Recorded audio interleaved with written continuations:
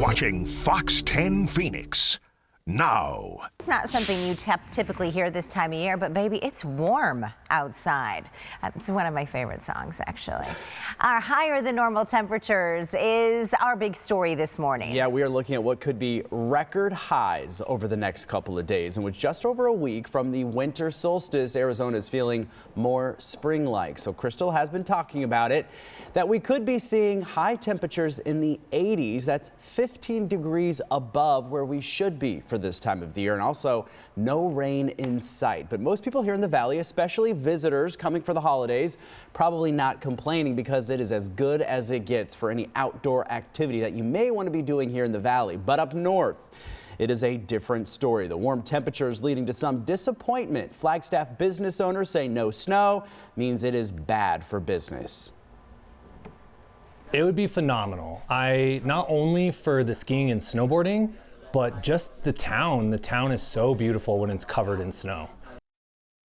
So even though Flagstaff is not a winter wonderland at this time, plenty of Christmas activities are still going on. Right, and we could see a change in the forecast, maybe not today or tomorrow, but Crystal joins us with more on that. Hi, Crystal. Yeah, hey guys, I always say that if you're liking the weather, I will take all the credit, but I will not accept credit if you're mad about this, because I can tell you who's to blame. It's a big old ridge of high pressure that is built up over us, that ridge that's building. The problem is it's not going to just move along, which I would love to see. Instead, it's kind of slowly hang out over the next several days, and the result is those temperatures hotter than normal. Take a look. You can see this is tomorrow into your Friday and right on into your Saturday. Still right atop of us, that dome. It acts in two ways. First, it kind of boils the atmosphere under it, so that's us.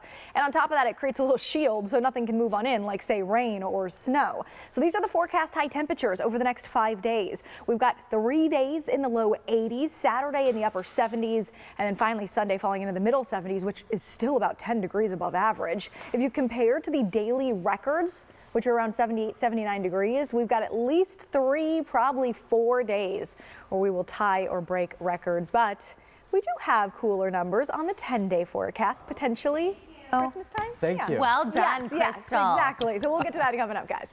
Finishing strong. And I'm not booing you. Thank you. I appreciate that. I'm booing the numbers. All right, let's get into some of our other top stories that we are following on this Wednesday morning. The Arizona Supreme Court ruling DNA evidence can be used in the trial of a man charged with murdering a Scottsdale woman 9 years ago. Well, Allison Feldman, if you recall this case, it was a big-time story here across Arizona and, in fact, the nation. She was found dead inside of her home in 2015.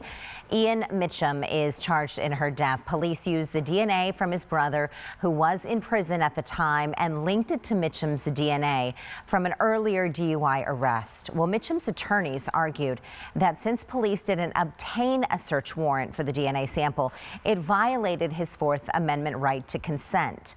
A lower court ruled in his favor, but prosecutors appealed, and the state Supreme Court has now overturned the lower court's ruling. Developing this morning in Mesa, police are working to identify a young man who groped one woman and exposed himself to another along the Western Canal. That's near Kyrene and Guadalupe roads. Officers say the crimes happened late last month. The suspect rode a black bike and asked the women for directions to a gas station before committing those crimes. Investigators say he has shoulder-length blonde hair, wore a black hoodie, and also may be wearing glasses. Anyone with information is being asked to contact the Mesa Police Department. Also happening in the East Valley, a driver was killed in a crash with an Apache Junction police officer. The department says the officer was responding to a road rage call when the crash happened near Apache Trail and Valley Drive. The officer is still in the hospital but is expected to be okay. DPS is investigating the cause of the crash. A new video showing the moment 3 men break into a Glendale home and hold 2 adults and 2 children at gunpoint. Now, a warning, the footage may be difficult for some to watch, but this happened near 57th Avenue and Missouri back on November 5th. So we're going to roll that video for you now, and police are now asking for your help identifying these suspects. Officers say the 3 men were in a silver Acura TL. One of the victims was grazed by a bullet. Now, officers need help identifying the men involved in this. Figure out who they are, figure out where this car is, but unfortunately, we're kind of exhausting all our resources. So that's why we turned to silent witness for help on this one. There is a $1,000 reward, but it's going to be the public that helps us solve this case. So if you can recognize any of these individuals, maybe you know that silver Acura TL, you are asked to call Silent Witness, where you can remain anonymous. That number 480-WITNESS. A 19-year-old is charged in an attempted home robbery in LaVine earlier this week. Police say this man right here, Michael Valles, was with a group of people who held a homeowner at gunpoint near 51st Avenue and Southern. The homeowner's wife woke up and saw what was going on and slid a gun to her husband. He shot one of the potential robbers. The group ran away. Valles was caught. Other suspects are still on the loose. The man who was shot remains in the hospital. Several alleged victims of Arizona's sober living fraud scandal are now suing the state of Arizona. The fraud is estimated to have cost taxpayers more than $2 billion. The so-called bad actors preyed on vulnerable individuals battling addiction with the promise of help.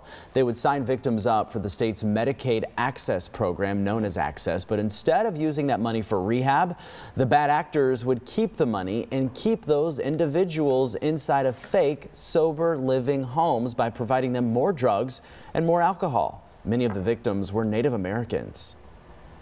It's just the systemic failures within Access just to see. We've heard of so many deaths that really, as far as one standing out that is more tragic than another, really is hard to say because they're all tragic. Plaintiffs are suing the state for gross negligence and wrongful death, asking for damages exceeding $300,000. Well, it's the end of an era for one of ASU's most popular sports bars. Devil's Advocate announcing they're closing their doors for good. So the Tempe bar, located near University and Rural, announced the closure on social media, thanking the ASU and Tempe communities. They say the bar's owners are selling their lease back to the property owners, adding a new development project will be built here on this corner in the area. One ASU grad says she first started going to the bar back in the early 90s. I'm sad it's closing because I graduated ASU in 1993 and this is one of the last remaining bars around ASU. This opened when I was a senior in college and it was Maloney's and it was supposed to be the Cheers bar and it still kind of is. Yeah, it was originally a Maloney's right there near Rural and University. Their last day opened will be December 28th, just days before the Sun Devils play in the college football playoff. Devil's Advocate, that is, asking anyone who wants to reminisce about their favorite bar memories, submit it on their Instagram account. They would love to hear from you. Across America with mega jackpots, it's Mega Millions. What's up, America? I'm John Crow. It is Tuesday, December 17th, and tonight's Mega Millions jackpot is an estimated annuitized $760 million. Well, if you forgot to buy a Mega Millions ticket last night, don't worry, because guess what? Nobody won the grand prize. Oh, okay. There were, however, 5 tickets that matched the 5 of the 6 winning numbers, which is good for $1 million, but none were sold here in Arizona. And with no jackpot winner last night, Friday's drawing balloons to an estimated $825 million. But maybe you won something last night, maybe a smaller prize. Yeah. So let's take a look at those winning numbers. There's a whole lot of 6s in there. So 56, 66, 67, 68, 69. That seems, look at that, 66, 67, 68, 69. Right, isn't that a... Anita says someone didn't shake all the balls well enough. Yeah, they needed to turn that thing, right? That's kind of crazy, isn't it? Well, the Mega Ball is 18. All right. So Friday's jackpot will go down as the 7th largest in Mega Millions history. The 6 biggest are all over $1 billion. Now, we said we were going to buy tickets and none of us did, but No, now I we have a forgot. second chance and it's even bigger, so I think we should do this now. You on board, Anita? Oh gosh, yeah. Okay, good. Why not? Anita's excited. Anita, what would you do with the money? I would share it with all of you. Oh, wow. Wow, look at her in the giving spirit this holiday She's season. lying. The renovations are complete and the Idea Museum is back open in Mesa. And this is perfect timing, too, because students needing something to do on winter break can head on out. Danielle is live in Mesa with more on their new look. Give us a tour, Danielle. This is pretty cool. It is, yeah, and you can even still smell the fresh paint. So it is absolutely beautiful in here. And as you guys mentioned, this is a perfect spot. We have, 2 weeks off of school now. The kids can come out. So much to do. And they're also opening with a brand new exhibit that is very exciting. So we're going to show you that in a second here. But Jared, walk us through the renovations. It looks fantastic in here. Folks have come here for many years now, and you guys needed a little updating. Yes, we've been a part of the community for about 46 years. The Idea Museum is an interactive art museum focused on art and creativity for children and their families. But for the last 6 months or so, the Idea Museum has been going through a renovation. We were closed for about 3 months, and that allowed us to really transform many of our spaces. So our lobby was completely redone. We've added a lot of amenities for our community, new restrooms, antimicrobial lockers. But the most exciting thing is going to be the addition of the Idea Lab. So that's a new space supported by Meta that's opening up in early 2025 that will explore the interconnection of art and science. So really excited about that here. You guys are still working on that, but you guys are back open to the public, and it looks fantastic in here. It's very bright. Yes. Yeah. We've done a lot of work. Really, every space has been touched through this renovation. We've done a lot of painting, added new experiences all throughout the museum.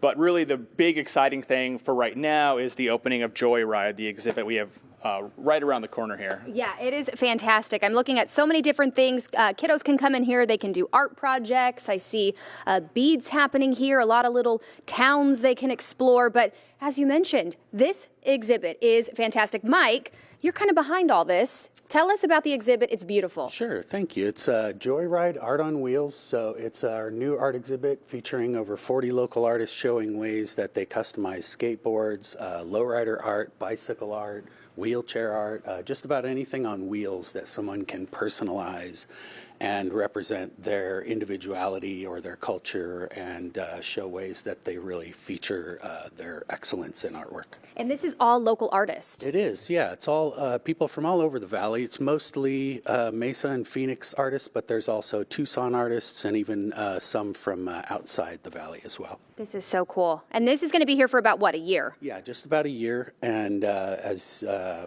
the exhibit evolves, we'll also have different activities and events and things kind of focused on the theme of lowriders and all the things that you can do to make art related to things on wheels. Amazing. This is so cool.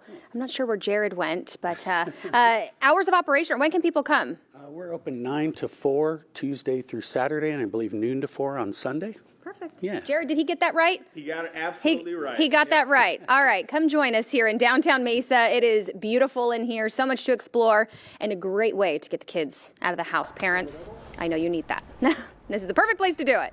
We'll send it back to you guys.